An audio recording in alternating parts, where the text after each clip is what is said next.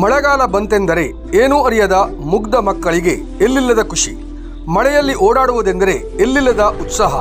ಮನೆಯ ಮುಂಭಾಗ ಹರಿಯುವ ನೀರಿನಲ್ಲಿ ಆಟ ಆಡುತ್ತಾ ಅವರನ್ನೇ ಅವರು ಮರೆಯುತ್ತಾರೆ. ಆದರೆ ಆ ನೀರಿನ ಅಪಾಯದ ಅರಿವು ಅವರಲ್ಲಿ ಇರುವುದಿಲ್ಲ. ಆ ಅರಿವು ನಮ್ಮಲ್ಲಿ ಇರಬೇಕು. ಇಲ್ಲವಾದರೆ ಎಂತಹ ದುರಂತ ಸಂಭವಿಸಬಹುದು ಅನ್ನುವುದಕ್ಕೆ ಭಟ್ಕಳದಲ್ಲಿ ನಡೆದ ಘಟನೆಯ ಸಾಕ್ಷಿ.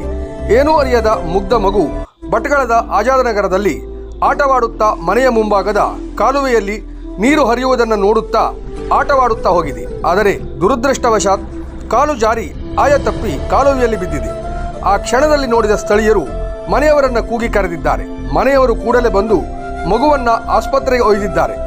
ಆದರೂ ಮಗುವನ್ನು ಉಳಿಸಿಕೊಳ್ಳಲು ಸಾಧ್ಯವಾಗಲೇ ಇಲ್ಲ. ತೌಸಿಫ್ ಹಾಗೂ ಅರ್ಜು ದಂಪತಿಯ ಮಗು ಇನ್ನಿಲ್ಲವಾಗಿದೆ. ಮಗು ಕಾಲು ಜಾರಿ ನೀರಿಗೆ ಬೀಳುವ ದೃಶ್ಯ ಸಿಸಿ ಕ್ಯಾಮೆರಾದಲ್ಲಿ ಸೆರೆಯಾಗಿದೆ. ಭಟ್ಕಳ ನಗರ ಪೊಲೀಸ್ ಠಾಣೆಯಲ್ಲಿ ಪ್ರಕರಣ ದಾಖಲಾಗಿದೆ. ದಯವಿಟ್ಟು ಏನೂ ಅರಿಯದ ಮುಗ್ಧ ಮಕ್ಕಳನ್ನು ಮಳೆಗಾಲದಲ್ಲಿ ಒಂಟಿಯಾಗಿ ಬಿಡಬೇಡಿ. ಇದು ಸಿಂಚನ ವಾಹಿನಿಯ ಕಳಕಳಿಯ ಕೋರಿಕೆ.